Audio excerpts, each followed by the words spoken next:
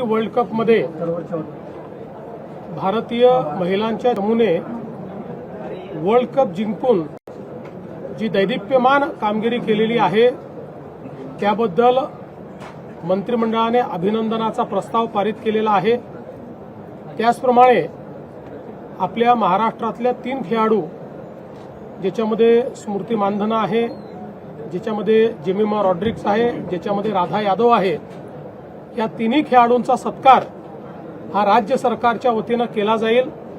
आणि आपल्या धोरणानुसार त्यांना कॅश प्राइज देखील त्या ठिकाणी दिलं जाईल आणि सर्व परीने त्यांनी जो काही या ठिकाणी भारताची मान उंच केलेली आहे त्या संदर्भात सर्व प्रकारे त्यांचा सन्मान करण्याचा निर्णय आज आपण घेतलेला आहे। त्याचप्रमाणे पुढच्या काळामध्ये जेव्हा शक्य असेल